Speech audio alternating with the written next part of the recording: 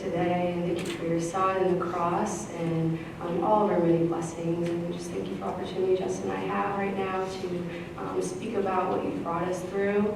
We just pray for all the hearts in this room, that they would be open, and that what we say would be from you and for your glory and what they need to hear. And we love you so much. Thank you so much. In your name we pray.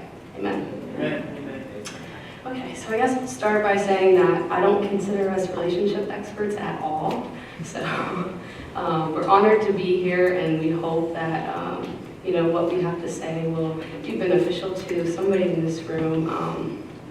We have been through some highs and lows, and kind of been through it all together. And so we want you guys to kind of learn from our lows and maybe strive for our highs, is how I would say it.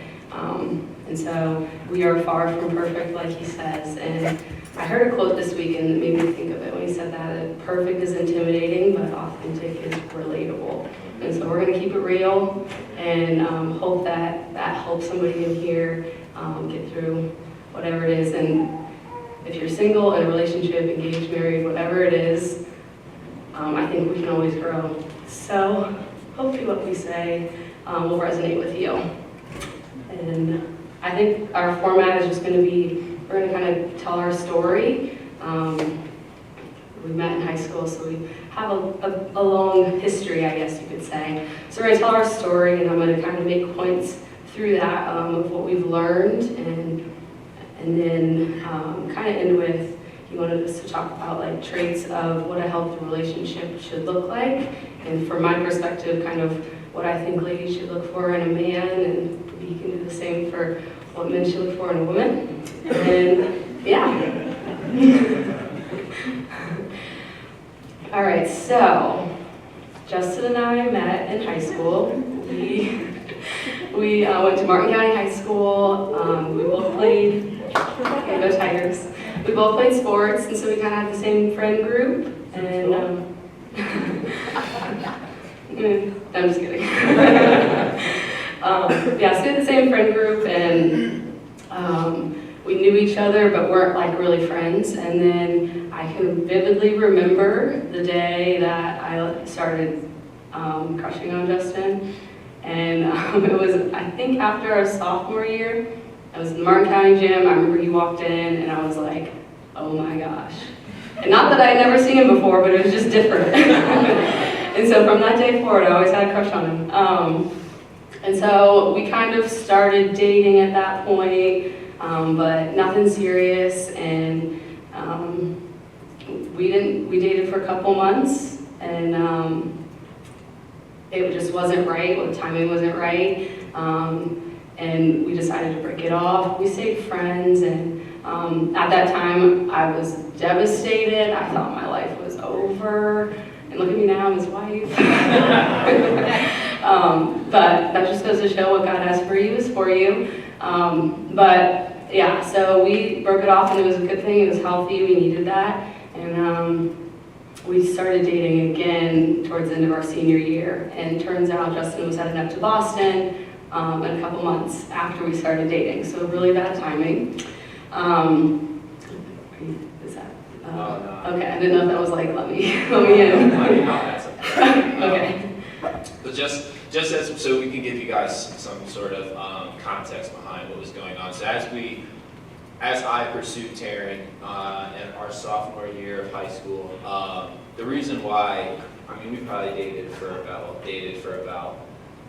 like maybe like a month, not even like a month and a half or so. We both really liked each other, and we were getting too intimate too quickly. And so at the time, we were both really strong in our faith, and we both felt really strong with each other. And as we were escalating intimately way too fast, that's where we both kind of talked it out, and we're like, we might just need to take a break and stick to being friends. And it was through our community at the time, with our church group and youth group and close friends, and that kind of helped us out in that moment, helped us out in that time. So instead of spending a lot of time alone together, like watching movies on her couch or my couch at home late at night, or whatever else we were doing, we tried after we had said we were just going to be friends, we tried to make it a group setting where, we would go out, maybe instead of watching TV on the couch at one of our houses, we would go out with a bunch of friends and go watch a movie at the movie theater, or we would go out to eat with a bunch of friends, or the fair, like whatever events we could do with a group of people is what we started to do, and that obviously helped out a lot. Like I said, part of the reason why, or not part, all the reason why we had to slow things down was because intimately we were going in the wrong direction, and it was very unhealthy, but very healthy for us to take a step back and a step back from that. So. Amen. Then I would say the second time around we started dating, I can remember right before Justin and I kind of like rekindled.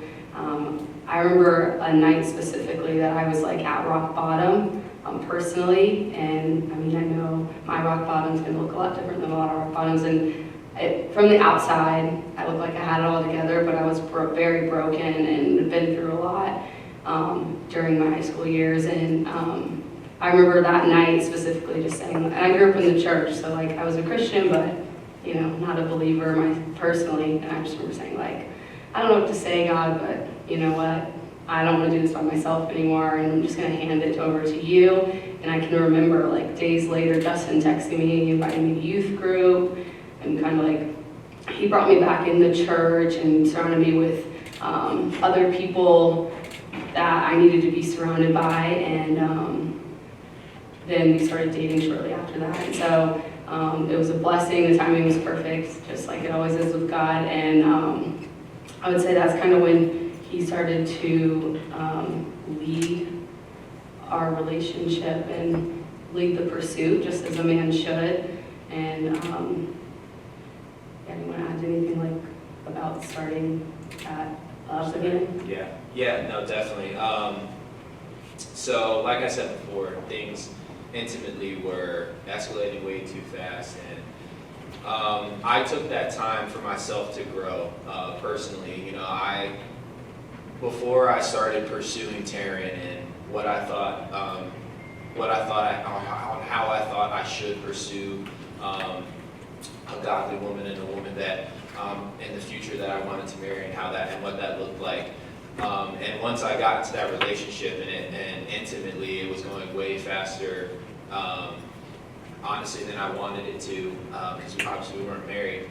It really shocked me about how still, I guess immature, maybe that's the wrong word, but immature I was with my relationship with God, and how maybe he's not first in my life. Maybe he's not my number one priority. Maybe my number one priority was at the time was Taryn, or maybe, who knows what that looks like with sports for myself, or any other type of events that were happening in my life. And so once Taryn and I decided to kind of take a step back and just stay friends, I took that time from my sophomore year until the end of, it was kind of like the end, the middle towards our senior year, right, when we started actually pursuing each other again. But I took that time to really lay into the Word, and to really stay super involved with my church group and my community, and staying accountable to my friends, and them accountable for me. And so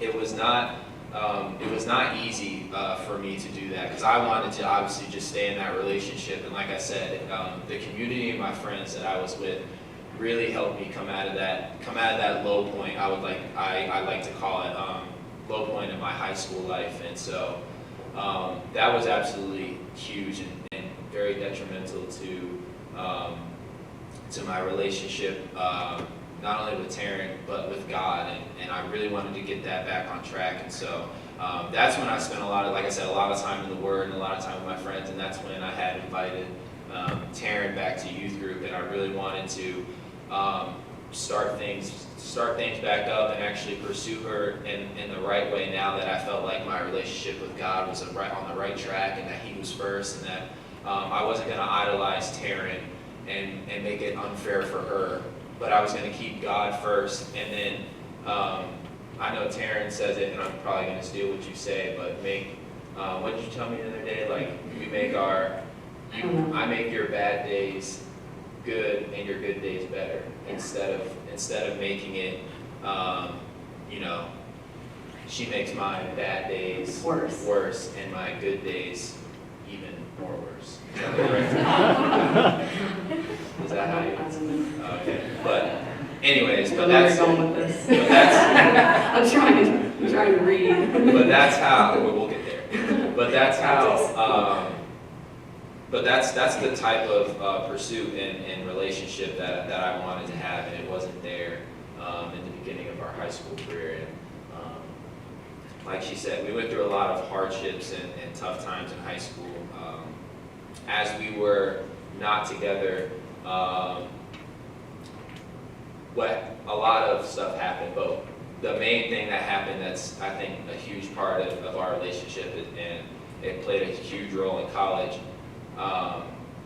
was that after we broke up our sophomore year of high school, our junior year, when it came time to come around to prom, Taryn actually had went to prom with my best friend, who we're not going to do names, but one of my really good friends in high school, and that relationship had escalated, and so through that time, like I didn't know how to handle it, and like I said, I thought my relationship with God was on the right track, but out of nowhere comes all this anger, out of nowhere comes all this ungodly, very human emotions and reactions toward the situation, when I just thought I had finally captured what my relationship with God and what that looks like, and it just showed me that I was just trying to rush it. I kept trying to push, and I kept trying to pursue, and I kept trying to want what my flesh and what my heart wanted, even though I felt like I was taking the right steps in the right direction. And so that was a huge point in our relationship, and I'll explain later why it was during our college years, but that part absolutely devastated me, and it took me a while to, once that relationship was over, it took me a while to kind of, for us to work through that and talk through that, and to what I thought came to a final understanding and forgiveness of working through that. And so, you can go ahead and Couple points. get back on that. First point would be, just like he was saying, like in his singleness, he was really pressing into God and pursuing God and trying to know God on a more intimate level. And his goal in that was preparing to lead a woman. And I think that goes for anybody in here that's single, or that may be single in the future, or whatever it is, like if that ever is a point in your life, just to press into the Lord, read the Word, get around good friends, and use that time to really grow, because I can say now that when you get to marriage, you don't have that anymore, obviously, and so you don't have much alone time at all, and God's using that time of being single to prepare you for what He has for you, and so be patient. I know it's not fun to be single all the time, but it's good and it's for you, and He wouldn't have you there unless it was for you. So that was just my first point. Point number 2 would be, I'm just going to go to number 3 because I remember that one. I'm going to touch on what he was talking about, like making an idol out of each other, and I think it's really easy for us women to do when you get into a relationship, and then it's just easy to be like all about him, and I'm guilty of that in relationships I've been in our relationship, and it's not healthy at all, and it just leads to so much more heartache and pain than a relationship should give you. And a point I would make, and I've seen this in my friends' lives too, is they get in an argument with their boyfriend, and then they want to skip school, they don't want to eat, they don't want to leave the bed, just because they're in a fight with their boyfriend. And that's because that he is like everything to her. And that's not okay. That's not how God designed a relationship to be. And when we reached that point, and we'll kind of get to it, it wasn't until college that we recognized that this was a huge problem in our relationship. But if we were having a fight, I mean, obviously you're going to be like kind of down about it, but I'm going to go about my day. My identity is in Christ, not in the way Justin and I's relationship is that day. If he's busy and doesn't text me, and I'm like sitting by the phone like, oh my gosh, why isn't he texting me? What's going on?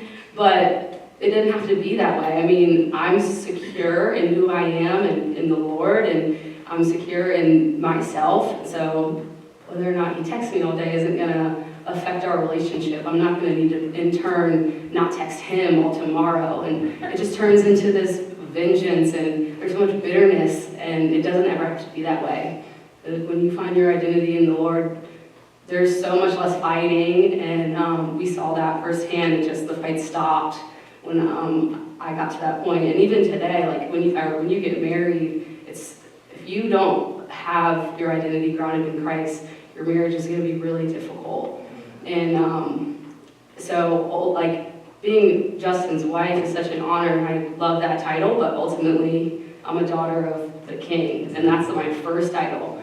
And so that's something that we had to learn firsthand, and it was tough, but so if you don't leave anything else, leave with this, and don't make an idol out of your boyfriend or girlfriend, or even my husband. It's God, Justin, everything else. So it's important to find that security in God, and when you have that, everything's good. Like he was saying, now it's kind of, okay. He's going to make my good days better and my bad days good. He's never going to make my good days bad, because I am so secure in my identity with the Lord, if that makes sense. And then I have another quote that I saw, I wrote on my paper. If you put your hope in anything but Jesus, your hope is in something broken. And so if all my hope is in Justin, but it's true. I mean, he can't be God, and if I expect him to be God, I'm going to be disappointed. And the same goes, I can't be his God, no matter how perfect I try to be. You could try to do everything in the world for him. I'm not God, and I'm going to mess up. And so I think that was a huge learning point in our relationship, kind of touching on what you said about idolizing. And I can serve and love him best when I'm serving and loving God first. And so, yeah, did you have a point about that or not? I remember my other point. Go ahead and talk about your other point. Okay. Another point would be going back to high school in this bad time that we talked about. I had grown up in a Christian home, but I had never been around a good relationship. My parents were married, but just wasn't a good relationship. I know we all know what that looks like. So I didn't have anything. I didn't know what marriage was about. If anything, I thought marriage was scary, and I thought it was hurt. I just thought it was pain, and I had a very negative image about relationships. And when I was 16, my parents got divorced, and my dad kind of left the picture at that point, and now I haven't seen or really talked to him in like 5 years. And so, as you can imagine, a 6-year-old girls, I know you can vouch for this, you're hormonal, and you are crazy, and you don't know who you are at that point. And then for like my dad to leave, and even further hormonal and all that stuff. And so that hole in your heart that Jesus fills got bigger, and it felt emptier, I think, during this time of my life. And I tried to fill it. My like vice, I would say, was like attention from friends and boyfriends. So even when Justin and I first dated and it was unhealthy, for them to say, oh wow, you're pretty, or for my friends to want to hang out with me, or to want to be wanted, and all these things, that's what I was focused on, and not God at all. And so even though I was a Christian, I was really broken during my high school time, and from the outside looking in, I had it all together. But even my friend, I wasn't very vocal about my parents' divorce, which I don't recommend. If you ever go through anything, you have community and use it. So I just harbored all this like anger and pain, and it showed. in our relationship for a while. Even once we started dating again, I still had so much unforgiveness in my heart that it affected us. And so that was like a super painful time in my life. And even the bad times though, like God can use for good. And so even what the devil means for harm, like God will use it. And I'm thankful that my dad walked out of my life, because I wouldn't be who I am if that hadn't happened. So if you ever go through a hard time, like it's hard, I know, but you'll get through it and it'll be better on the other side, always. And so Justin kind of stepped in at a good time when I needed it. And there was good and bad in that, I needed it. So like I idolized him at first, but he also led me in so many ways that I needed to be led, and showed me how I should be treated. And I wish I had known all this stuff before we got in a relationship, because it would have saved so much heartache and pain. But we've learned so much together. So like I said, even the bad things I'm thankful for, and they've molded us to get to where we are today. So you want to go over? I don't know. Yeah. I promised you guys this part of at least my story is where, for me, it gets really emotional, it gets really real. So I promised myself I would try not to tear up and cry, but I might. You're just gonna have to bear with me. You're just gonna have to bear with me. I'm gonna try and get it out as much as I can. Men cry. That's right. That's right. I'm gonna try and make sure that through the crying that I'm still speaking clearly. You guys can understand me. But like Taryn said, we both had brokenness at one point, and I think that's why, through God and through prayer and through our community, we held on to each other throughout the tough times, because the beginning of our relationship, there was a lot of negatives, but there was a lot of positives that I think I had a big influence on Taryn's life and view on relationships, and she had an even bigger impact on my life later down in the road, like I'm saying, picking back up on our story from my senior year, going into our college years. And I say that because I was a very, very, very, and I was talking to Brandon about this the other day, I was a very selfish guy, and I think that can be said for a lot of the male population, but I specifically was super selfish in my pursuit for Taryn, and this part, and I don't really share this too often because I don't have the opportunity to share this with a lot of people. So this is where I say that it gets pretty real, is because I'm going to be completely honest, and I want you guys, especially the guys in the room, to kind of learn from my mistakes and learn how, even though I was trying to unintentionally hurt Taryn, I ended up hurting myself way worse than I was hurting her. And I say that going back, when we were getting back together, I touched on briefly about her relationship with my best friend and how that really hurt me, and how I thought I forgave her, but I really just saw, once again, the first girl that I really liked and that I really wanted to pursue, and who I still thought was the girl for me. And so I still saw that in her, even though in my eyes a part of that was tainted because of what happened in high school. But I still wanted to pursue her, and through that pursuit, I can remember all the heartache that not only I brought myself, but I brought to her. And what I mean by that is, at this point in time, like she said, she went through a lot of brokenness, and she went through a lot at pursuing God, and she finally found herself in the Lord, and finally was on fire for Christ, and finally was in church groups, and really had solid friends and solid community. And here was her selfish boyfriend in high school, and I can remember having conversations with her late at night at her house, and we were on her couch again like we were sophomore year, and I was trying to make certain moves to get the night going, and she would push me away, or she'd be like, oh, let's go do something else, or it's getting kind of late, I'm kind of tired, kind of telling me like, that's not okay, we can't do this. And so I remember specifically that night when that happened, and I went back home and I texted her, And I was really upset. I was like, you know, why'd you push me away? Why'd you do this? Why'd you do that? And she goes, well, that's the reason why I broke up in the first place, because we weren't honoring to God. And so I just don't want you to fall back into that temptation. And as much as it is tempting for me as well, I want to make sure that we're both honoring not only to each other but to God. And I want to make sure that, you know, we hold each other accountable for that. And I mean, you talk about a godly woman. I threw all that in one ear and out the other. And in my mind, and the first thing that I brought up after that was, how could you have done what you did with my best friend and you won't do that for me? How can you say you love me and that you want to pursue a relationship with me, but you won't go out of your way to do those things for me, but you would for him, and he's not even a Christian? How could you do that to me? And I'm nicer. I treat you way nicer than he does.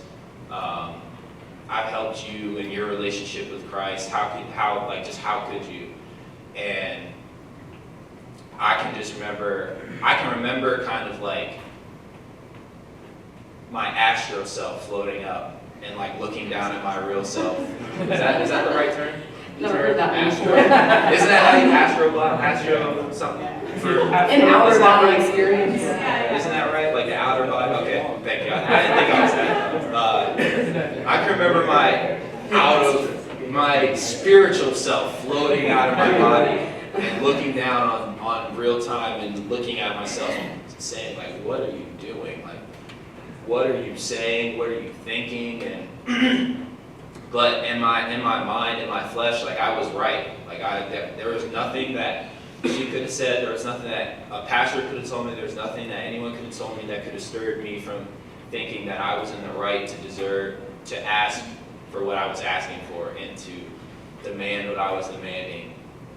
And you talk about being super selfish and super in your flesh, and you're talking about someone that is truly lukewarm and someone that thinks he, is going to church on Sunday, but then outside of church is not living what he's up there singing for, not living what he's up there saying amen to on Sunday. And I can remember how unhealthy that was, and why she stayed with me, I still don't know to this day why. And after I brought her so much heartache, and it didn't even stop there. I mean, almost every fight that we had going, like, we could have fought about, for example, she played basketball her first 2 years in college, and I played football. So for those who don't really know how schedules work, those are terrible schedules to have in a college layout. So while football season was going on, she was more free and more open to be able to do FaceTime and the text and all this. And then while basketball season was going on, I was more open and more free to do those types of things while we were doing long distance. And so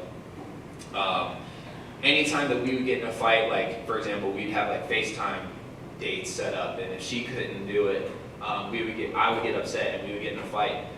And the fight would turn from, you didn't answer your FaceTime call, to, you did this with my best friend in high school. Every single time, it was, no matter what we were fighting about, it was this all the way back to, well, I have a trump card and I'm in the right. Every single time. It was my best friend in high school, my best friend in high school, my best friend in high school. Keep in mind that throughout this whole experience, she had forgiven herself for that. She had been past that road 100 times more, and has forgiven herself 100 times more, and has found God in that, and God has forgiven her for that 100 times more than I have. And I was still holding on to that pain. I was still holding on to that struggle, and I was still holding on to my flesh, and I didn't want to let that go. I was just so frustrated, and I was so furious because I had my picture perfect idea of what my wife looked like and what I wanted her to look like. And I wanted it to be Taryn, but I wanted to get rid of that. I wanted to get rid of that one mishap that happened in high school, and I let that affect our whole relationship from my senior year until about our sophomore year in college. senior in high school, sophomore year of college, and I just couldn't let it go. And I'm not even kidding when I say every single argument was directed back towards high school. And I used to make her cry. I remember her roommates. We'd be on FaceTime and we'd get in an argument and I would bring it up and I'd be so mean and so unforgiving, and her roommates were there, and I can remember her roommates, kind of telling me off a little bit, and I was like, you guys don't know, I'm in the right. And I can just remember how unhealthy it was and how hard it was for me to finally let that go. And I know I'm kind of going around in circles about it, but I don't know. I've never shared that really before in like a group setting. I've never really shared that part of our story before. So we never really had the time. And I've been here before, and I know how real it can get when you're in worship and when you're preaching the word. And some of the videos that I've seen on YouTube here, and I want you guys to know that that's real. That's something that I went through. That's something that I did, and that's something that happens. And it's not perfect. It's nowhere near perfect. And God eventually brought me through that, and amen to that, and amen for my wife for helping me through that time and never giving up on me, even when everything in the world that could have gone wrong with me, I directed back towards my high school senior year. And that just goes to show you. That goes to show you behind. You hear that saying, behind every Christian man is an even stronger Christian woman, and that's honestly the truth. Everyone looks at me now and talks about how I'm in the NFL and I do this and I do that, and how I give back and I do this and I do that, but make no mistake that I am where I am today, not only by the grace of God, but because of my wife, and because of that dark place she drug me out of, and because of how amazing she was, and not only at my senior year of high school, but following throughout my college years. And I just, when I finally came out of that dark place, when I finally came out of that unholiness and that lukewarm pit that I was in, I couldn't do anything else but break down and cry. I can remember going back to college, starting my junior year. So it was like my sophomore summer going into my junior year. I can remember one day I got in a fight at football practice, and I was just saying the most ridiculous things to my teammates, and I was just full of anger all the time, and it was the perfect time to get it out in football practice. And long story short, some kid cheap shot at a guy on defense, and I play on defense, and I was sticking up for my friend, which I think is fine. But then I said some very derogatory and very not nice things to that individual. And not only was I hurting because I was claiming Christianity, so not only was I hurting not only was I hurting him and maybe his walk with Christ and what maybe he thought he saw in a Christian, how Christians walk, but I was hurting not God's rep, but I was hurting the image that I was portraying a Christian should be. So not only was I hurting his image on how he thought Christians should look, but anyone around that was looking at it and how I was acting towards that individual, I was hurting him as well. And I'm kind of getting off track, but I got in a fight with this guy, and I can remember saying the meanest things to him and fist fighting with him, and I got thrown out of practice. And so I went back to my room, and I called Taryn, and I just remember calling her, and it was a totally inconvenient time for her, and she just helped me through it. And after I hung up, I went back to my room, and I just remember just crying for hours. It felt like hours and hours and hours and hours on end, and I couldn't find out why I was crying. I was like, I really wasn't that upset about the practice thing, but maybe I was crying because here's this selfless woman taking the time out of her busy schedule just to make sure that I was okay, even though I know in her heart that she knows later on that night I'll find some way to flip the script and to make her feel bad about what happened in high school. And I think it was at that point in time where I really I really decided to take up my cross. You know, you take up your cross daily and take up your cross daily. And I think that's when I finally came to the realization, I finally came to the conclusion that I can't hold on to this anger anymore. Forgiveness isn't about forgiving the other person, but letting that hatred go in your heart and letting yourself free from the pain, and finally letting yourself free from everything that you're holding yourself back from and what God's working for you in your life. And so I know I've talked, I know I've kind of taken over the majority of this talk, but I really wanted to make sure I shared that, especially with my guys in here, and what ugly looks like and what selfishness looks like, and how, you know, throw pride out the window. It's not about your pride, and it's not about what's best for you and pursuing a relationship, but really focus on God and really pray about it before you get into anything, because don't do what I did. Don't pursue anything selfishly. I know that's probably not a word, but don't do it. It's not healthy, and it'll save not only yourself a lot of heartache, but the individual that you're pressing on, and that you're constantly trying to get something out of. It'll save her from a lot of heartache, because had she not been in the place that she was spiritually and so in tune with God, and it's such a great community of women that are empowering for her and that have helped her so much, who knows how much I would have broken her, probably to the point of almost no return.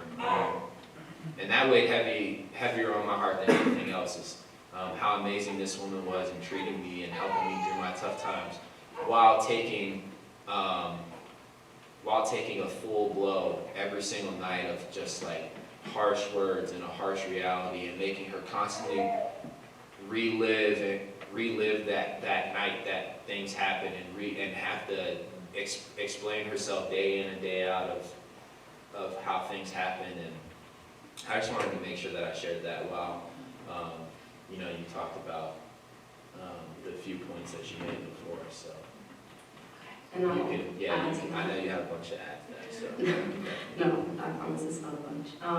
But yeah, just to add to what he was saying, it was a really low point in our relationship, and we decided at the end of our senior year of high school that we were going to pursue long distance, and not really knowing what we were getting in for, and pretty naively just like, hey, you know, why not? Let's just, you know, let's do it. Not knowing how hard it would be, but we made a commitment to each other, and you know, I wanted to be with Justin, and that is what we were going to do, and I wanted to honor that commitment, even when things were not so good, because I knew the man that he was, and that he wasn't being him at that point in time. It didn't mean that he was a bad person, and I had my low points and learned from them, and you know, I wish somebody, you know, would have kind of shook me when I was in those low points to get me out of it. And so, you know, I thought, okay, God has me in his life for a reason, and he needs me right now. And so when we would fight and argue, this is kind of when I found my identity in Christ the most, and also long distance forced me to find independence. I know it's really easy when you're in a relationship to just hang out with him every day and ditch your friends for your boyfriend, and you know, ditch your family for your boyfriend, and you just do everything and anything with him, and that you lose your independence completely, and that's not the way God designed it to be. And it's healthy to have some independence in a relationship. Even in a marriage, you need some sort of independence, but especially when you're dating. And so being long distance, I was forced to do that. I mean, we couldn't go on dates. I couldn't hang out with him. So I had to find my own friends. I had to find my own church. I had to find ways to stay busy. And so in that independence, you know, God really was able to show his identity in me, and I was so secure in that if we were fighting, like I said, if we were fighting, yeah, it was going to affect me, but I could go about my day, and I wasn't going to be like totally devastated. And so that was, I mean, how God can use bad things for good. He did for us in a lot of ways, but that was one of them. So yeah, even though it was a super dark place in our relationship, we needed it, and our marriage now is better because of that time that was so dark, I would say. And I just lost my thought. I'll just go on to the next point because I lost my mind. So the next point I have on my paper is something that we learned in long distance is communication, and that's important in any relationship, but especially a long distance one, because I can't tell, like now, I mean, I can tell if Justin's mad by the look on his face. You can't hide it. But in long distance, I mean, you have to communicate your feelings. You have to, tell them, hey, this happened and it made me feel this way, and you really have to be in touch with that. And so it was a blessing because of that reason. And I would say at the end of our sophomore year, kind of when he said that he had this, what would you call it, a revelation, when you were just like really at a low point and decided, yeah, and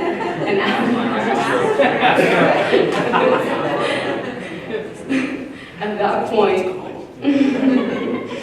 that point, our relationship really took a 360. I can remember going from fighting all the time to virtually never fighting. And I say that because even if we were in an argument, we would just talk through it. You don't have to fight to come to a conclusion. And I know even like we use this every day in marriage. I mean, you don't have to yell at each other and be crying to fight, I would say. So we learned how to communicate, and I think that is so important in a healthy relationship. You can't have a relationship with anybody without communication. It's not just a boyfriend or girlfriend, but a friend, a parent. That's just like a foundation for healthy relationship. And I think that conflict, we learned that, like I was saying, conflict isn't a bad thing. When we would go through kind of a bump in the road after we had kind of took a 360 on our relationship, we'd talk through it, we'd learn from it, and we'd move on. And so conflict can be a good thing. I would learn things about him through our conflict, and we'd grow together. I mean, at the end of a conflict, I felt closer to him than I did before the conflict happened. And so that was something that we definitely learned. And also, this is something huge that I learned through our dating. So say Justin did something that made me upset. Instead of being like, you did this, and you, and point it all on him, I learned to just be like, if you didn't text me, I felt this way.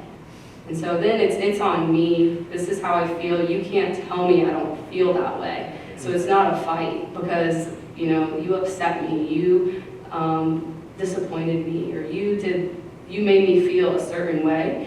And in that, he could learn, okay, so when I do this, this happens, so I'm just not going to do that anymore. It's not just, he's not having to turn his defense on. Because when you turn your defense on, then it's a fight. And it doesn't have to be. So even if he made me really mad, it doesn't have to be a fight. We can, I can tell him, hey, I'm upset. Like, if something like that happens, like, it's going to make me upset. And he just knows not to do that again. And so that was something that we learned through our dating life, I would say, that has helped us huge once we got married. And so definitely in a dating relationship, that's, if your partner isn't able to communicate with you, it's not going to be any easier when you get married, I promise. And so that's something that you want to work on. Not saying that if it starts bad, you have to end the relationship, but it's something you want to work on and you want to keep your eye on. And it's a red flag if things don't get better because if you can't communicate, it's just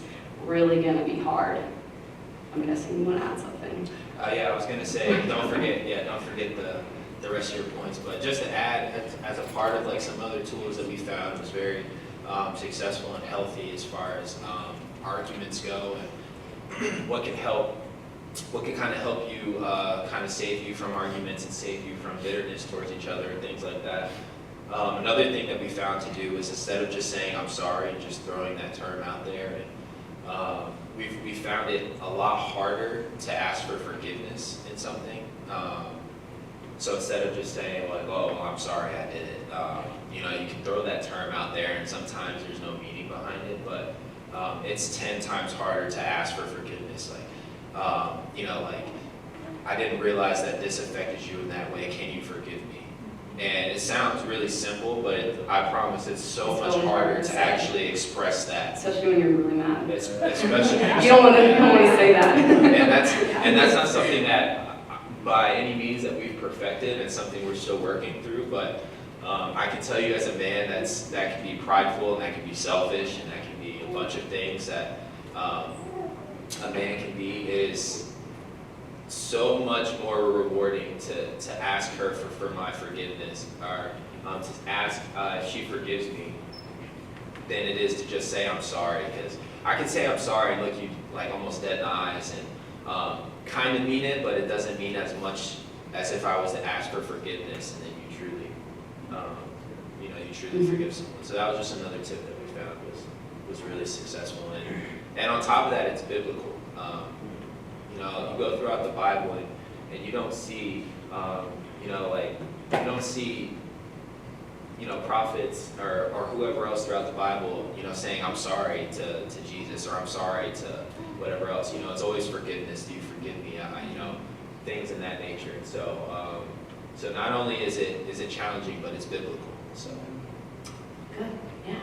And then another point that I was going to make is just on kind of like the intimacy part of a relationship, and this is to my ladies, because I know you hear it preached to men all the time about, resisting that temptation and just don't put yourself in that situation and all those kind of things, but there's also responsibility on us too, and I took that very seriously. And I mean, you read in the Bible and some of the holiest, strongest men fell victim to sexual sin, and so it's not easy for a man to resist that temptation. And so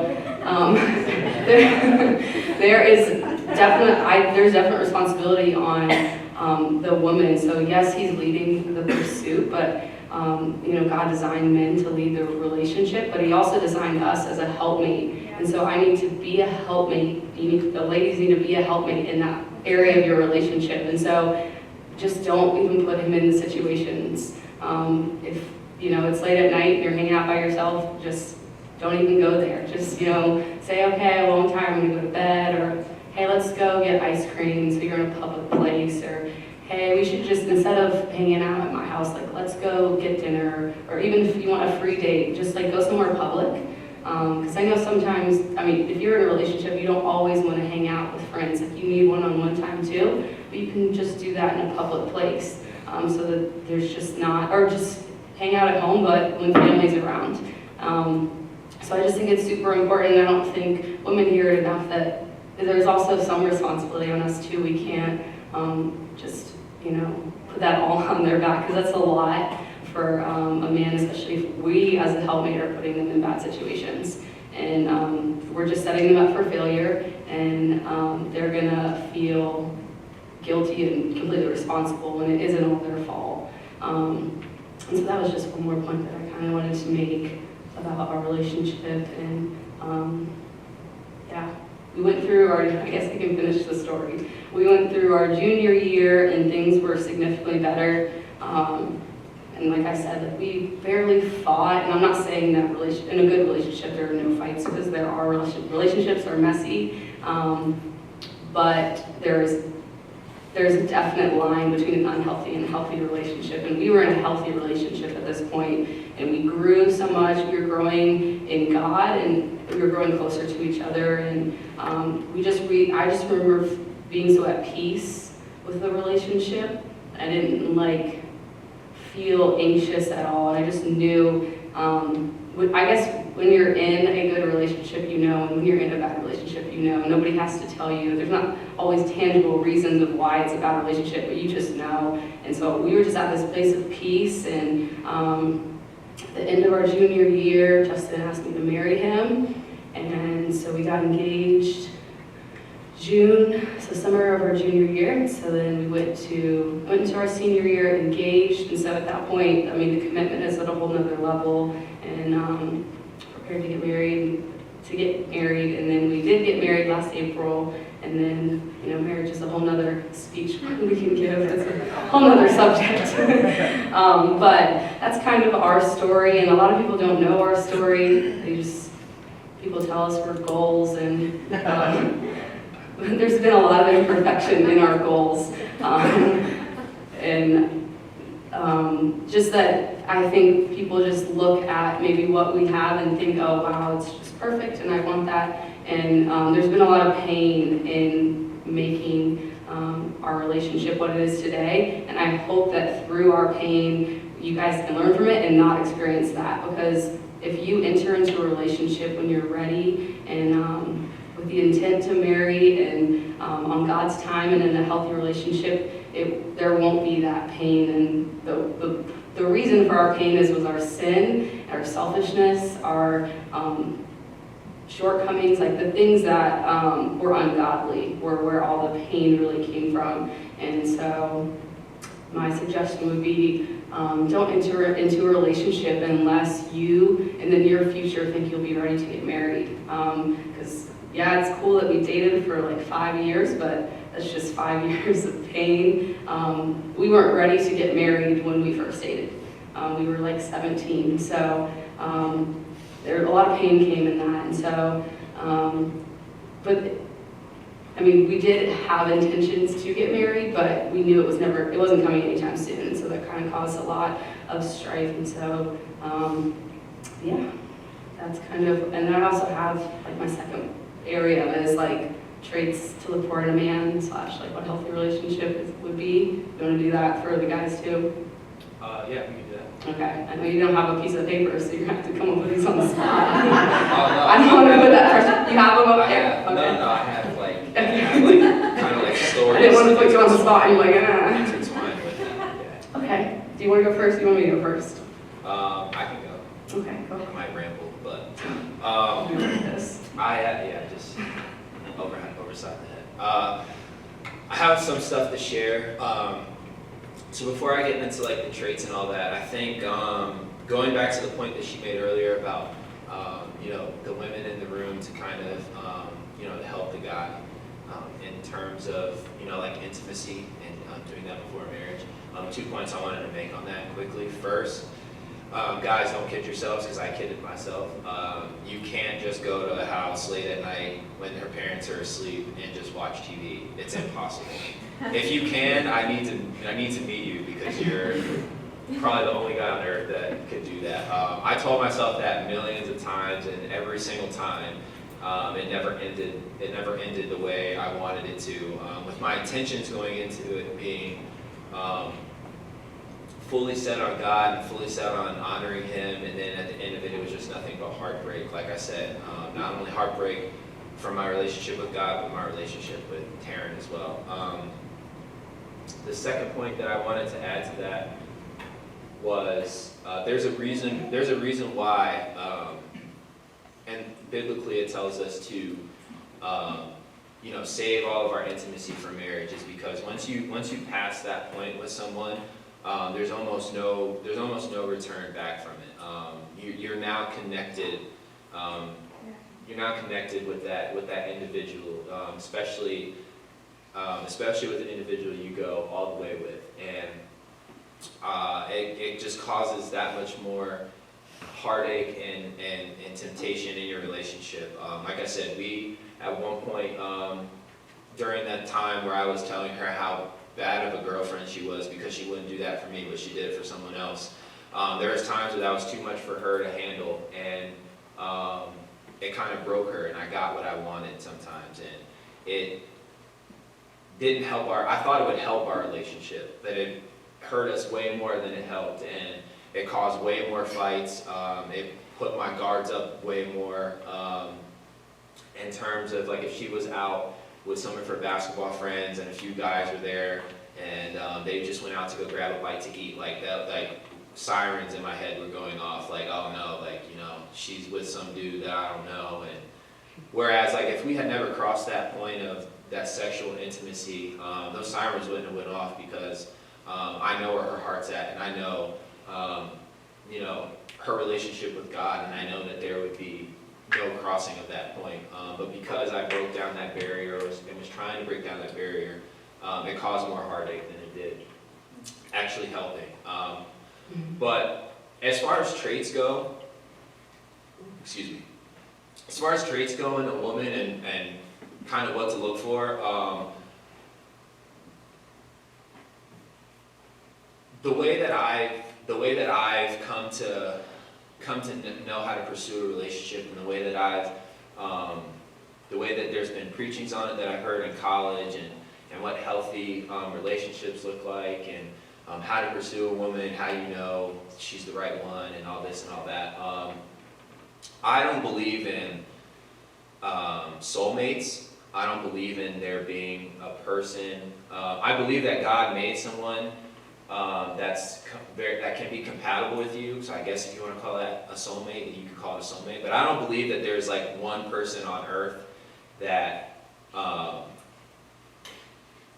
that was made to complete you. I believe that there are multiple personalities out there that can be compatible with yours, all in which is pursuing a godly relationship. But I believe that that's kind of the free will that God gives us, is that while you're looking for a woman, you're pursuing a woman in Christ, you know, you have free roam, you have free will, but do so in honoring Him. And that would just be my first thing, is like, you know, how do I know someone's the right one? And, you know, I don't want to be like super picky, and, you know, if she doesn't have this one quality in her that I feel like I really wanted her to have, but she's perfect everywhere else, then she can't be the one, because the wife that God envisions me to have has to have every single quality that I want in her.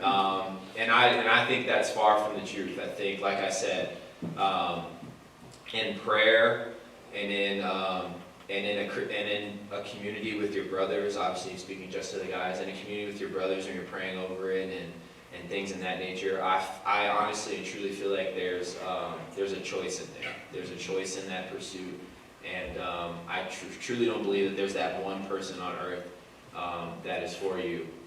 Because like I said, I lived in Virginia for a long time, then I moved to Florida. You know, had I not moved to Florida, what would have happened? You know, this, that, and the other, those types of things. So that's one thing that I would say. Another thing that I would say is as far as traits go, I would just look at the intentions behind what's going on, right? Like, obviously, you know, for the ladies, if I was a guy and I was asking and doing the things that I was doing in high school, if that guy was doing it, then clearly those are red flags, and that's immediate evacuation. Get out. Immediate evac. Get out. It's not a drill. Share the word with him right there.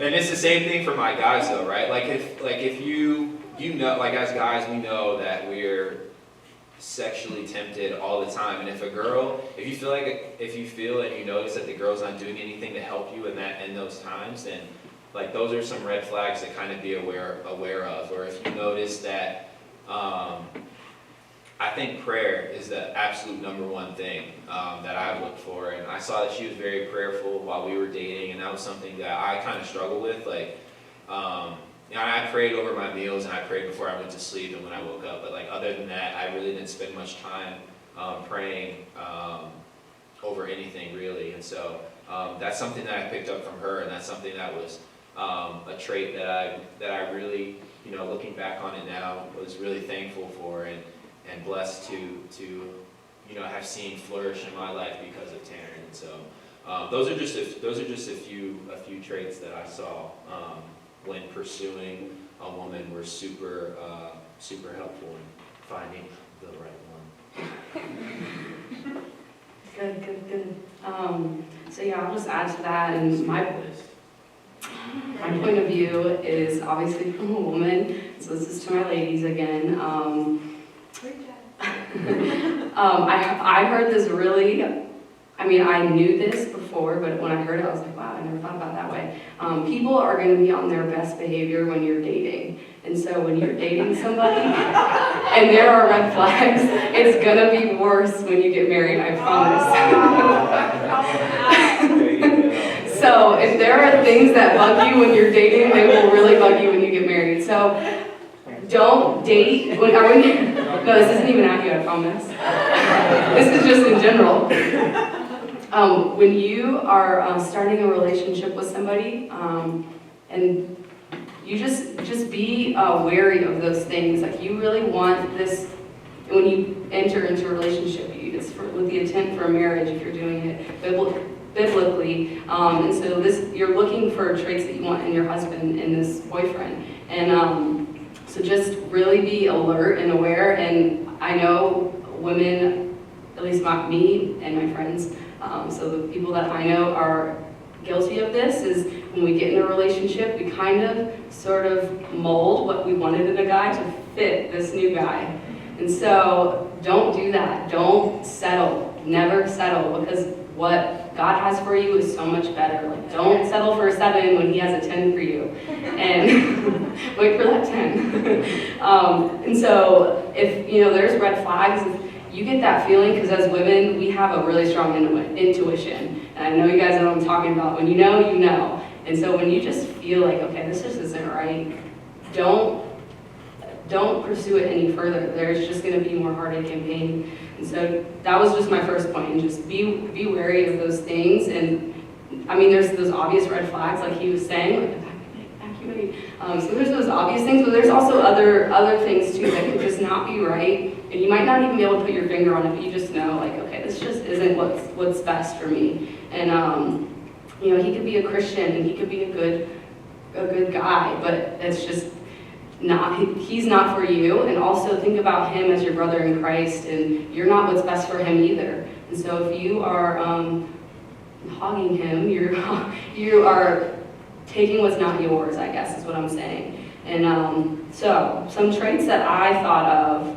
when I thought about a healthy relationship. Number 1 is that he leads the relationship, he pursues you, and that doesn't have to mean he takes you to steak dinners, and I mean, cut the guy a break. So it doesn't have to mean that he's taking you out on expensive dates and wines and dines you, because men can do that with really bad intentions. And so just he leads you in that he does kind of make the first move, and he is actively pursuing you, but also just biblically leading you. Like he wants to pray over you, he wants to bring you to church. You can see in his heart that like he truly cares for you, and that's why he wants to lead you. And the man that leads the pursuit, he'll lead you in marriage. He's not going to lose that trait, and so that's important. And you need to be aware of that when you're dating, that he is a leader, because if you get married with someone that's not leading, and then as a woman you are longing for someone to lead you, because that's the way God designed us, and he can't do that, it's just going to cause so much strife. And so it's important to recognize when you're dating. Another point I had is recognize how he treats women, not just you, but other women. Because like I said, he's on his best behavior, so he's going to treat you really well. But just look, how does he talk to his mom? How does he talk to women teachers? I mean, just other women in his life. Just notice like how he treats them. It's important because it shows his heart for women, and just how he respects women, and just something to be aware of. And if he doesn't have a mother, I mean, it could be anybody, but it's how he talks to his mom is super important. Another one is his pursuit of the Lord, and so not just pursuit of you, but that he is seeking the Lord. He's not just playing the Christian game. Like he said, like in the beginning of our relationship, that's kind of what he was doing, and I'm guilty of that too. You go to church, and everybody knows you're a Christian, and you think you kind of got it all together, but you're not in the Word, you're not praying, you're not actively seeking a relationship with God. Then he's not going to be able to lead you in that. So you just want to make sure that he is bearing fruit of his relationship with the Lord and actively seeking him. And if you're dragging him to church, it's probably not a good sign, because I've heard this before, you can't flirt to convert. It's not going to work. If you think you're the one that's going to save him, you're not. God will save him. The timing's not right. If he's not wanting to be in church and wanting to pursue the Lord on his own, you can't make him do that. And his heart will show for that. Like if he is not doing it on his own, then he doesn't want that. And so it's just super important to notice. I know like he said, he's on his best behavior, so it might be hard to see at first, but you'll be able to tell for sure just by the way he's bearing or not bearing fruit from his relationship. And then I said just a friend and a brother in Christ.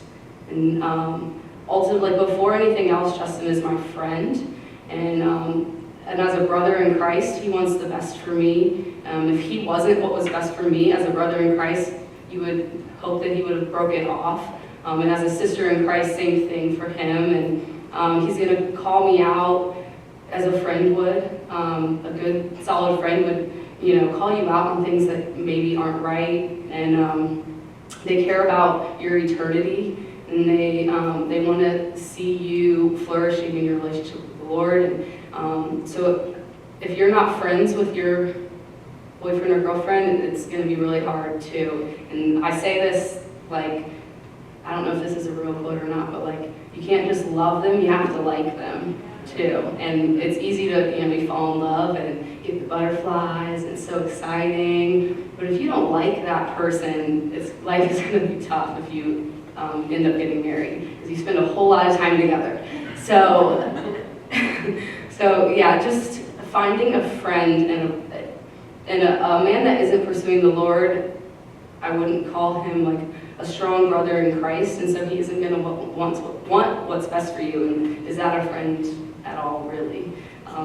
So just somebody that like cares for your heart, he's guarding your heart, he cares about you and your future and your eternity ultimately. Like that is at the forefront of his mind. And so, yeah, those are my main points.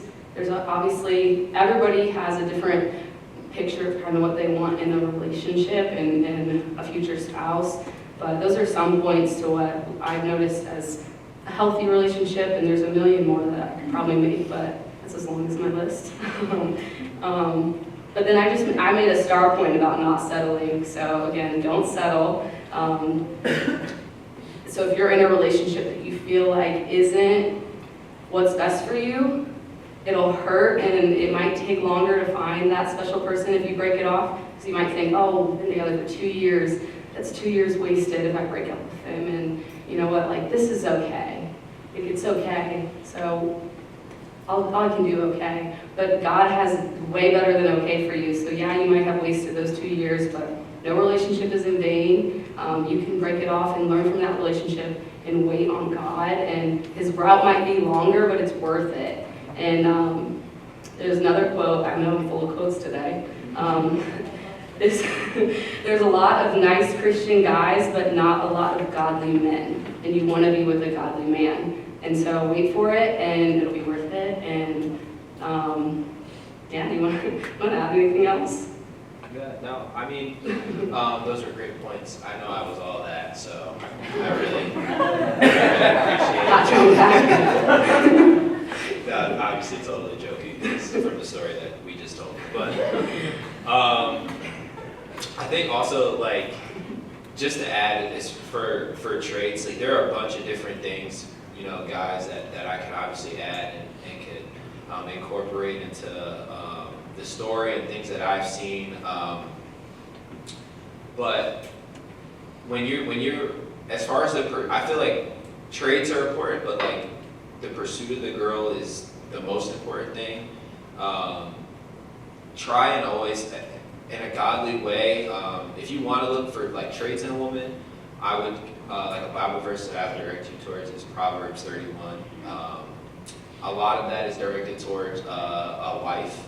but there's a lot of traits within Proverbs 31 that describes what a godly woman looks like, and those are some traits that I would look at and kind of study over and kind of look at that in as far as your relationship goes when you're pursuing a woman. And then for girls, I know. No. And then for girls, I know another verse that I found that I looked at because that's what I wanted to like live up to. Obviously, once I was older and I actually got it, and I was finally coming to a true relationship with God and myself, was Ephesians 5. Ephesians 5 is a perfect description of how a man should be treating a woman and what a godly man looks like. And so those are two verses that trait-wise that I think would be very helpful as far as your pursuit for a man or a woman. And there's a lot more, obviously, that we could talk about. We could be up here forever talking about it. I don't know how much time is left. Okay. Yeah. I don't know how much time is left, but we would love to open it up for like Q&A. It could be about anything about our relationship, or if you see something that's going on with a friend that's struggling and you want to know, Asking for a friend. you want to know how you should tell your friend to deal with something, we can talk about that too. Be discreet. But really anything, for guys, like if you're kind of questioning like how to pursue, how to properly pursue a woman without giving her heartbreak, or for the women, vice versa, except for not pursuing a guy, because that shouldn't be going down. But as far as like what a godly man looks like and how he should be pursuing you, any types of questions that you guys have, we would love to answer. If you don't want to say it out loud, if you feel weird, text me and I'll say it for you. I'm serious. Okay, so yeah. There's me back there. All the way through. This question just for Sarah in particular. When and how did God reveal to you that it doesn't really want the one for you? I was going to ask this. The floor wasn't open to you. That's a good one. I don't know if I know an exact moment in time. As I said in the beginning, I can remember like the first time that I had a huge crush on him. But obviously that's way different than just because you have a crush on someone, they're not the one. I'm not saying that. But if I had to put a time on it, I would say kind of at that point in the relationship that I mentioned that we took that 360, I saw him mature so much, and I saw him really pursuing the Lord, and I saw the way he treated me was different, and just like he said how he was at one point in time kind of like bearing a lot of anger and unforgiveness, that had all disappeared, and so he was just in general had better relationships with his friends, with his family, and with me, and so like that was the man that I originally fell in love with, and I knew that was somewhere deep down in there, and so when that revealed itself, and our relationship just like took a total turnaround, and I would say that would probably be the point in time where I was like, okay, this is the real deal. And yeah, I don't know if there was like an exact moment in time. I know some relationships have that, and that's awesome, but I don't know if I had that. Did you have that? Yeah, I don't know. Besides, Our body. yeah. Astro. Yeah, he had the hour body There was a experience. time where my Astro self came. I just knew. But yeah, sorry I couldn't give you an exact answer, but I would say just during that time that our relationship went from unhealthy to healthy. Everything was a whole lot better.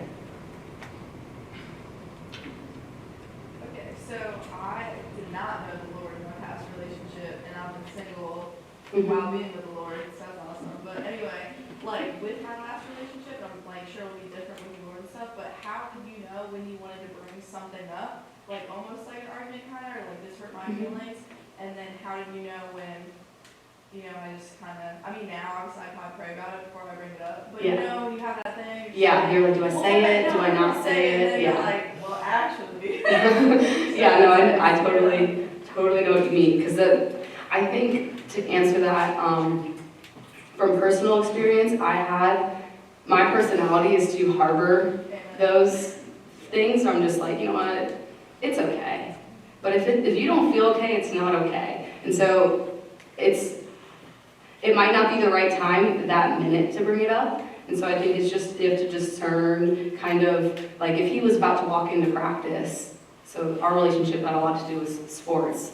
So if he's about to walk into practice or he's about to go take a test, I might not want to bring it up at that point in time because then put a damper on his mood. But like when the time was right, and I mean, you know, kind of when you guys are on the phone or you're hanging out one-on-one, especially if you're not long distance, you can do it one-on-one. It's way easier that way. So I would say wait for the time to be right, but don't wait too long and don't let it just, oh, it's okay, like it's not a big deal, because then he's gonna do it again. If it's something that hurt your feelings, you said, like he's gonna do it again, not knowing that it hurt your feelings.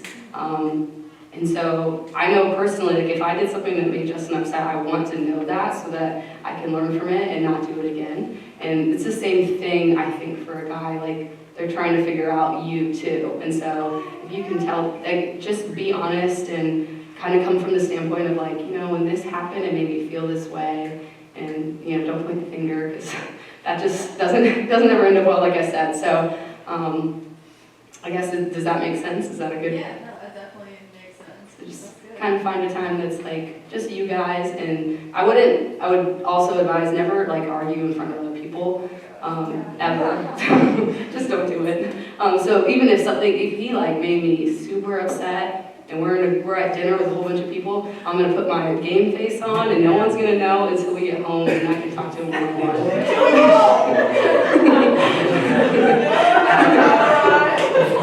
Same goes if he's upset at me, I don't want him to bring it up in front of other people because it's super embarrassing. I don't want to embarrass him. If I just tell everybody, and we're at dinner with 2 other people, and now they all know that Justin did this to me and made me feel, you know, it's just super embarrassing for him or for his boyfriend, and you don't want to make that public. And so I would say when it's one-on-one and when, I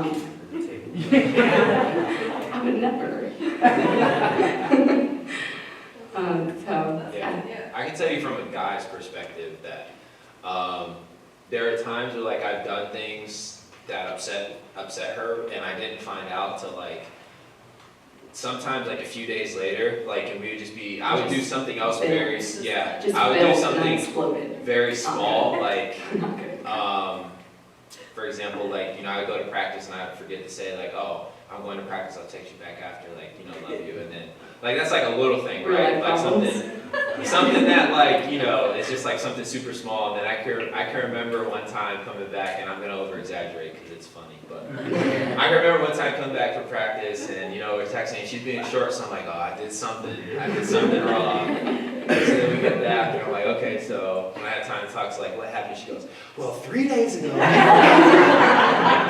it's bad, don't do that. So I can tell you from a guy's perspective that, and I'm sure it's the same with you know, with the ladies that you know, I know I also have. I'm very petty. Like I said, I'm very selfish, so I can hold in a lot of things and wait until I'm in trouble and kind of like fire my trump cards. So that's how I use it. Well, 3 weeks ago. But I can tell you from experience that a lot of times when she approached me in a manner that was like, I know you didn't mean to, but this kind of made me feel this way, and that way it's not saying like, well, you did something wrong, so that my defense system doesn't go up, but it's more of like, you know, I saw that you did this and it made me feel this way, so if you really care about me, you won't do it again, type of thing. That's how I read it, you know, and I was like, well, obviously I care about you, so I'll make sure to not, you know, do it in that manner or do it in that way. So it's an approach. Because you know that one scripture that says it's better to live in the desert than with a quarrelsome wife. Oh. Like, I'm not trying to get out quarrelsome person. It is definitely the approach. That's 100% the approach. Once we got that down, we had arguments. So. That's great. Get your feelings. Sometimes you're emotional. Yeah. No, I know what you mean, but it's definitely the approach.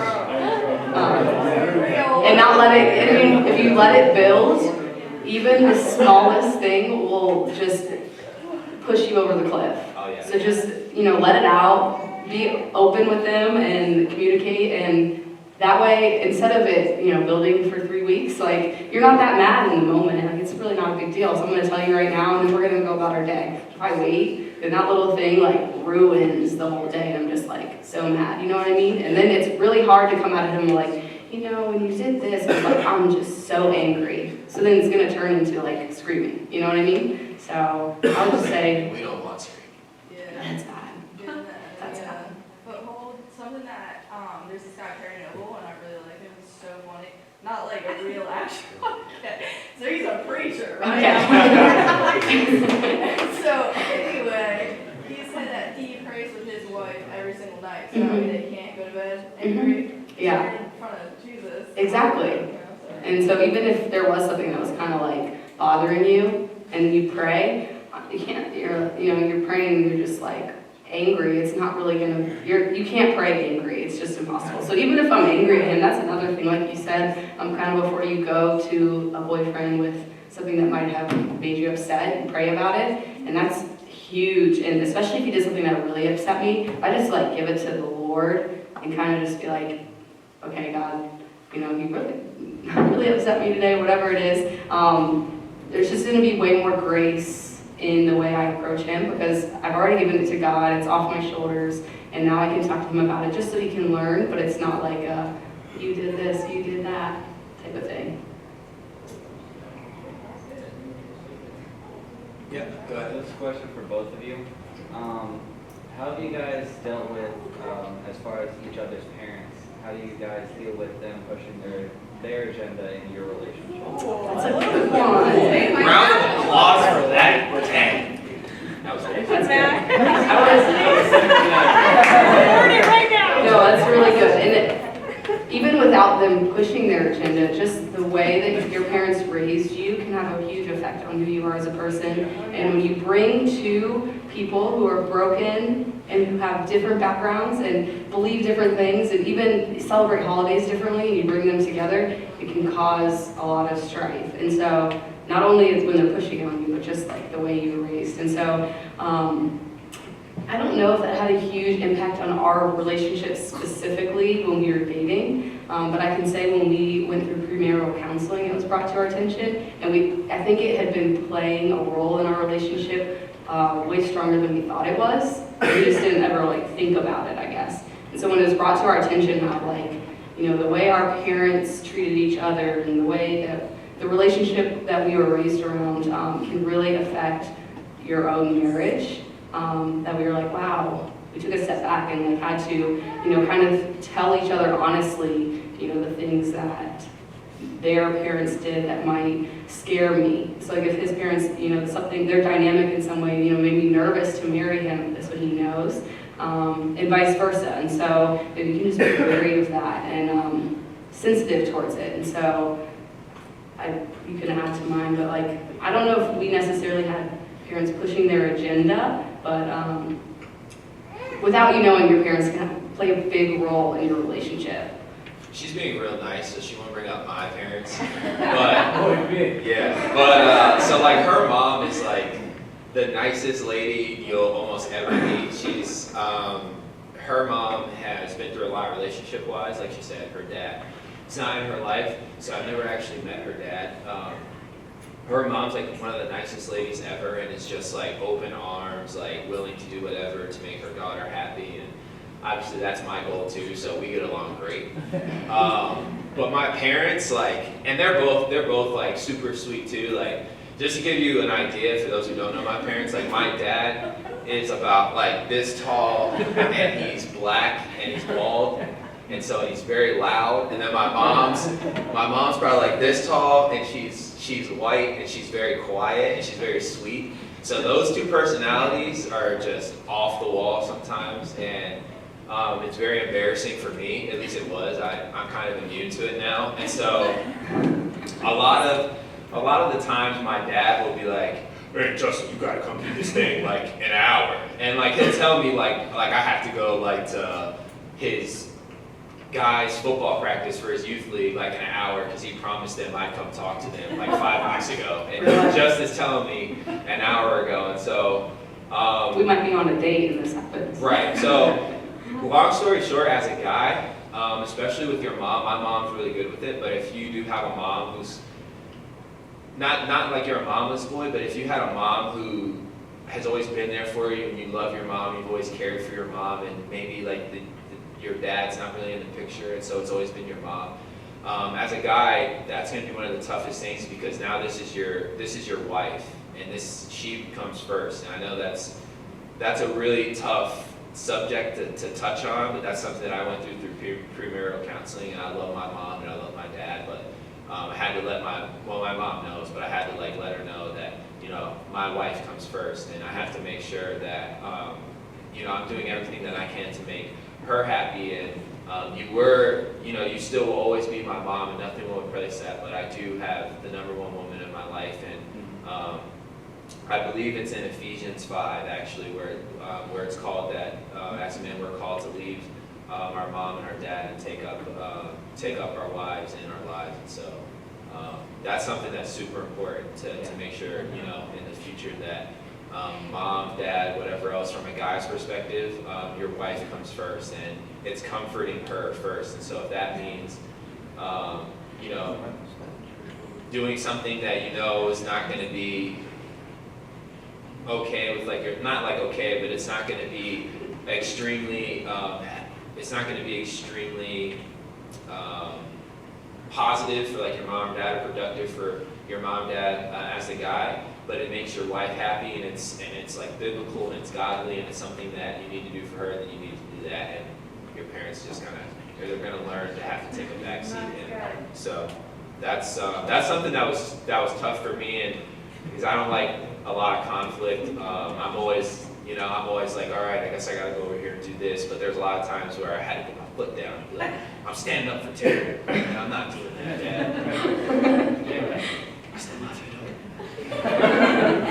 No, yeah, that's good. That's definitely good. And I think that's probably a big point, is because like moms have such a strong connection with their child. I mean, she gave birth to him, so like, and that's her son, and then all of a sudden now like I'm in the first place, and so that's hard. And like he said, his mom was really good about it, but I have friends whose parents weren't so good about that, and it caused a lot of strife in their relationship. And so it's difficult. It's because your family's still your family, but like when we got married, we are family now, and so like we're number one mutually. So yeah, it's definitely hard. So I don't know if we gave you like any really good bits of advice in that, other than agreeing that it was hard. And I would also add that as your wife will also want to meet you, like it won't be all about her. Like I won't be. Woman, she shouldn't be like, man, there'll forget be your mom. Yeah, like she didn't want you to like. There'll be a lot of middle ground there to work with, and she'll understand like for like real situations what's going on. And even though you want to make sure that she's first, a lot of the times Taryn will be like, I understand I'm first, but we got to do this for your mom. And so there's a lot of middle ground. There's not a lot of gray area in that. So that's another thing to look for. Great question. Great question. I don't know exactly how to word it, but when you guys were Just wrap it. Spit it. it's wedding cake.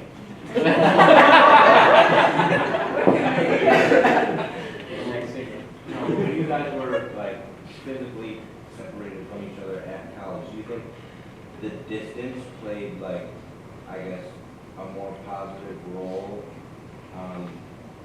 for your guys' relationship and in the health aspect of it? As opposed to like, do you think it was better for you to be distant than together all the time? Yes, for sure. I would definitely agree with that. Not only did it help us grow in all the ways that we said, and we had to learn to communicate, I found my independence, he found his independence. There was a lot of good that came out of that, even though when we were in it, I could have just died. I thought it was the hardest thing I'd ever been in my life. I was like, why would God ever have us go through this? But now out of it, I'm like, thank God that you had us in that season. And another reason, obviously, is just physically. I mean, the temptation isn't there because we were 2,000 miles apart. So that was like a saving grace. I mean, we dated for a long time, so that's a long time to fight that temptation. So being so far away was definitely beneficial for us in that aspect too. And you want to add? Yeah, no, I would, obviously, God has a certain layout and plan for every individual's life, but I would highly, not suggest, but I would say long distance is like, if you really want to see like what not only you're made of, but like as a couple what you're made of, long distance is like where to go, because there was a lot of pain and struggle that I went through. Obviously we talked all about that and that she went through, but for me, like I was so pushing intimately like on her that had we been together, like who knows where that would have brought us after like 2 years of going to the same college.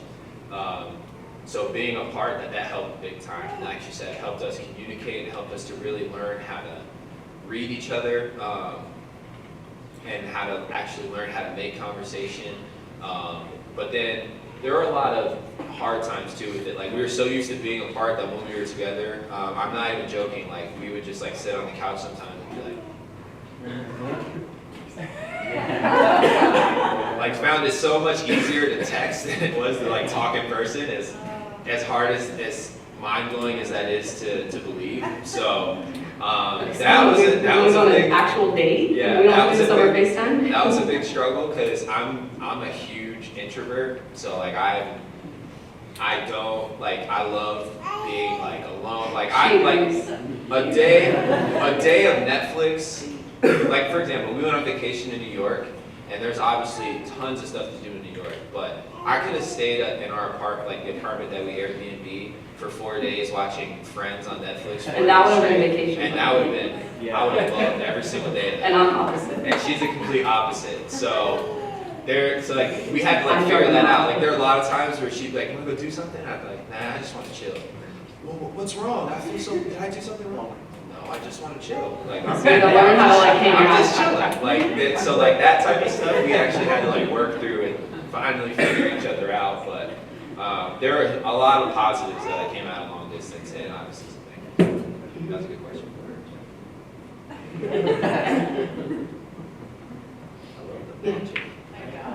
Okay, I don't know how to work this properly. So Just however it comes out. hopefully it makes sense. But like, what's like the best way, or maybe like with you guys, like the best way to glorify God for your relationship?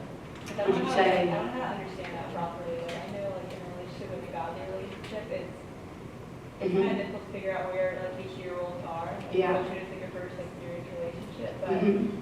like where, I don't know. Yeah, no, I totally get what you're saying. Do you want me to come from like the in a relationship stage of it? Yeah, that's fine. Okay, so in a relationship, if you are pursuing the Lord and he's pursuing the Lord, you're gonna grow closer together. And I know I've seen a diagram. It's like a triangle, and God's at the top, and women and man are the two corners. And so as you get closer to God, the triangle gets smaller. And so your pursuit of the Lord is glorifying to Him. Pray together. When we were dating, I'm still praying for him. Praying, not only you like want to pray for your future husband, but also, although we were just boyfriend and girlfriend, like I'm praying for him, I'm praying for his heart, and I'm praying that he fights temptation, and all these things. And so I feel like that is glorifying to God. And the way that we treat each other, I know this sounds, I don't know if this makes sense, but the way that, like if we're on a date and the way we speak to each other and treat each other and other people around and they see that, that is glorifying to God. We've had people come up to us at a restaurant and be like, wow, like I don't know what it is, but I saw you guys praying over your meal, and like just seems like you guys, you had like a lot of conversation. People are on dates and like don't talk and it's awkward. Like you had a lot of like whatever it is that you guys are doing, like it's awesome. And just, I mean, we didn't know that was gonna happen, but if say that day we went on our date and we, decided to just like be on our phones and like not really pursue each other properly, that person might not have been touched. And so in the way that you treat and speak to each other, it can affect your friends, the friends around you. I mean, if you have friends that are not believers and they see you in a Christian relationship, they're gonna be enticed by that. Who doesn't want that type of relationship that's really healthy? And so just be intentional about the way that you pursue the Lord and you pursue Him and vice versa. And people will see that and the Lord sees that. I mean, He's obviously happy when you're pursuing Him and He's happy when you're in a godly relationship. And a godly relationship will be glorifying to Him. And I know you want like specific roles, but it isn't always like clear cut. I mean, in a marriage, there are definitely female and male roles, but I mean, even in dating, you can practice those and, you know, pray for him, be his helpmate, just treat him with respect, and I don't know if you want to add to that. No, I think you hit all the points perfectly. I think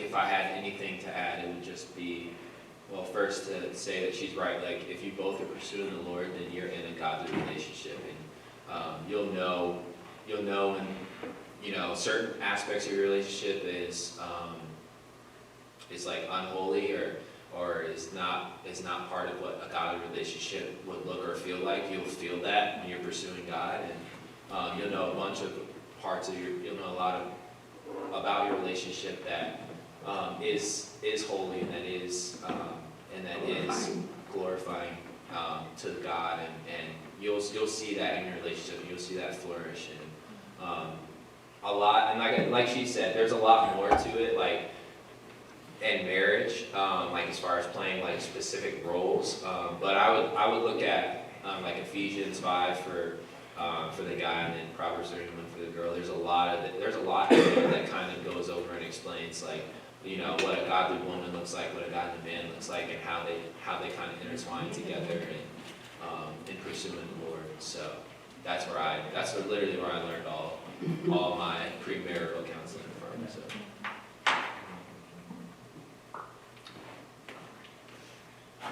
Well, firstly, I just want to thank you guys for like the transparency, even like the brutal honesty of everything, especially helping Justin like your struggles with perhaps being emotionally violent towards somebody. Like that's something that I always do with violence, whether it was physical or whether it was emotional, was effective. Not always ethical, and there's a lot of deception and manipulation and just, you know, that aggression. That's something I can really relate to. Is there anything in scripture or for you when you wanted to find a little bit more of the peace of God radiating through you so that you could quell some of those instincts of the flesh? Yeah, man, that's a really good question. There's a bunch of, I've always tried to find that verse or like that saying and try to put it on my lock screen on my phone.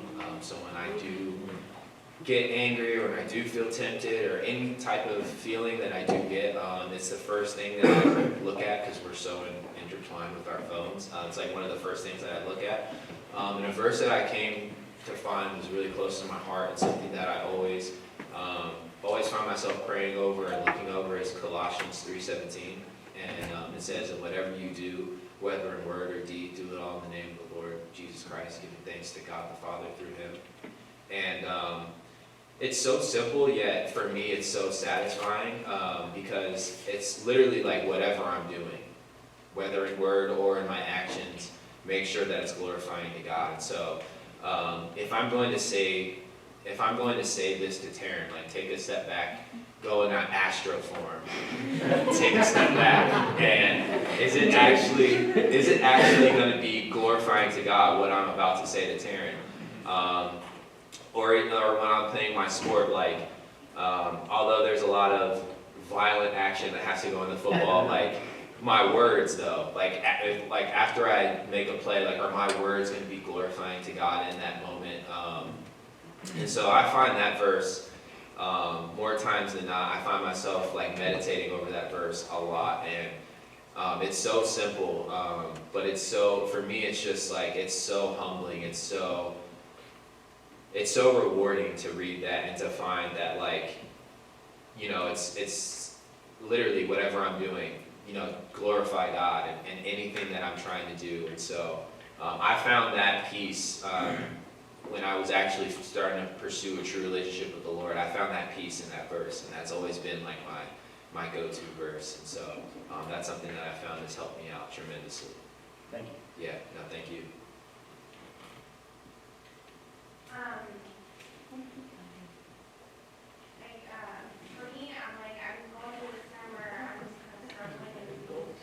Mhm. And me in waiting, what would you say to somebody who is in that situation? Yeah, from a woman's perspective, I would say, I kind of touched on it earlier, but just press into the Lord. The Lord is your husband first. I know that sounds weird, but he's your father. He is enough for you. And so until you find that peace and that contentment in him, you're not going to be able to be in a healthy relationship. And so the Lord uses your time of being single to grow you so that in the future you're able to serve and love your boyfriend and husband later in your life. So I would just say, press into the word, enjoy like girl time. You don't get like, No, after your turn, sorry, keep going, preach. enjoy girl time. That's when you get married, you don't have as much girl time. So there is blessing in singleness, and just find other friends that are Christians and that are single, and talk to them when you're having kind of like a down day, because even the most perfect Christian is going to struggle with this.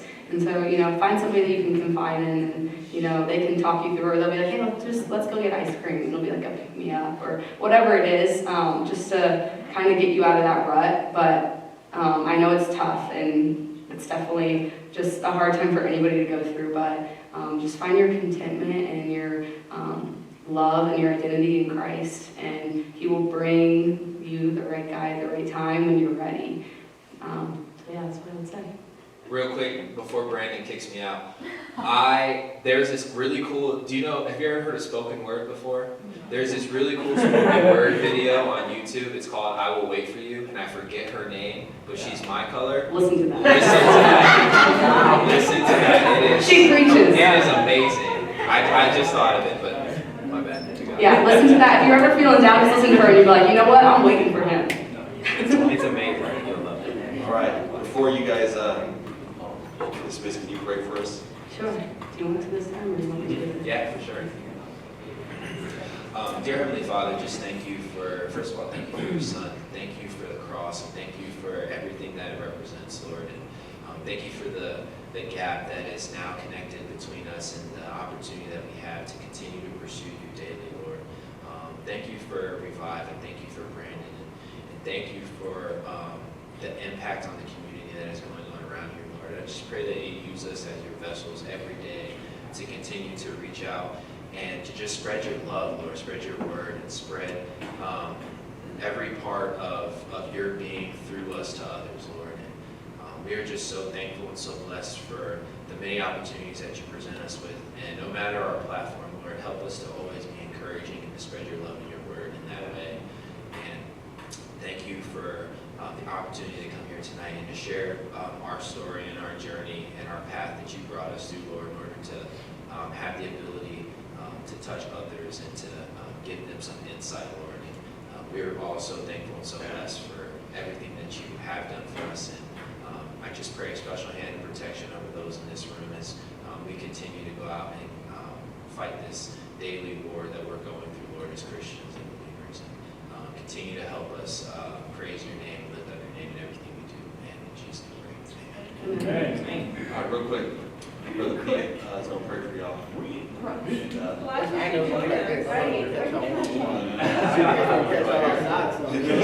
me outside.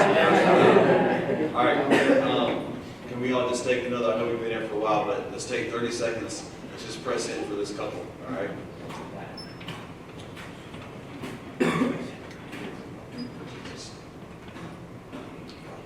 Protection over them.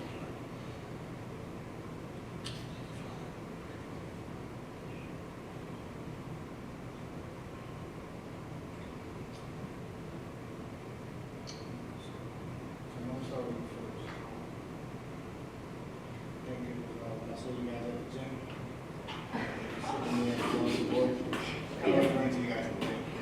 And he was getting sick or whatever. And just right there, I just kind of felt like the Lord was saying something. I thought it was cool that Brandon had asked you guys to speak, but primarily it was going after you, to speak. And I really feel like one of those people of God, the enemy always tries to take away our voice.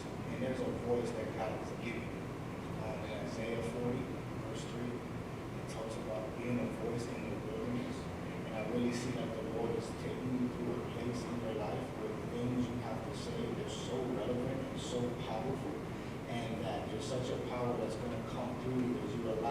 trust and to just be yourself.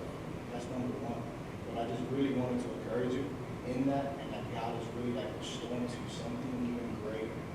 And Justin, for you, I feel like you're definitely work hard, right? But you're, I don't want to say, kind of like me, reminding me of like you kind of rely on talent and like stuff that you already have, and God really wants you to.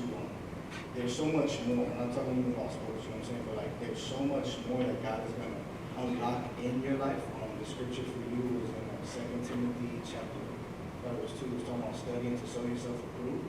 And what I felt like the Lord was going into that was that there's unlocked potential inside of you that God is getting ready to bring out in a brand new way. You see this God He opens these doors for you so that everything that you do, and you already said it earlier, is doing it for His will. And He is proud of you. I want you to know that. But I want you to know that there's so much more to you than you even know.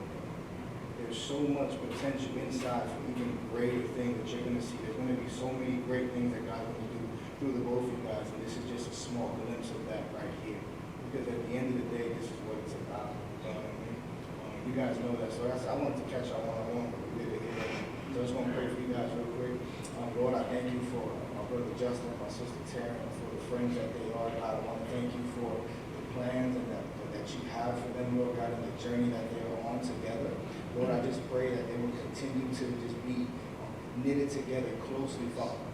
And God, right now, I just come against the attacks of the enemy that would say anything opposite, Lord God, that would say what they have to say is irrelevant, Lord, and the way that the enemy tries to come in and throw distractions, God. But I just really feel like you guys are a couple that moves mountains. I see you just like, man, you're not the type that has to climb a mountain. You're the type that's going to speak and the mountain's going to be removed. That there's going to be such a power in your words and the things that you say and in your faith and trust and belief. And man, I'm excited, bro, because it's going to be so much more, man. And like that's why I think it's just the Lord is just going to do something great. He showed me the picture again, but I'm going to keep that to me. So, amen. I love you guys and I thank y'all for sharing. In Jesus' name. Amen. Thank you. One more time, one more second, son. I feel like the Lord showed me for you guys in your marriage He showed me that there's going to be some people who are going to try to sow some seeds of discord between you and your marriage. Try to bring separation and division, try to bring misinterpretation, questioning each other, just really seeds of discord. They start small, but then they grow.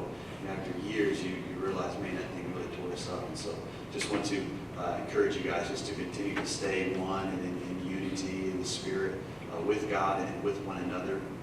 And what the Lord is going to do through your life, it's going to be through your life as a married couple. The Lord He's going to send you forth. He's going to raise you up. He's going to exalt you because you'll exalt Christ before man. But it's going to be in your marriage. It's not going to be one person over here, one person over there. But what He's going to do is in the strength of your marriage. The Word says that three-strand cord is not easily broken. So you too, with the Lord, will not be easily broken. So Father, I pray that they would guard their hearts, Lord, as a married couple, from friends, from people they don't even know, from even sometimes family members. Lord, they would guard their hearts and protect their marriage. God, I pray in their marriage life, God, there would be just a continued unity, peace, God, of intimacy, of servanthood. And Father, we just thank you. You sent them here tonight to bless us, to encourage us. So Lord, we just lift them up to you. In Jesus' name, amen.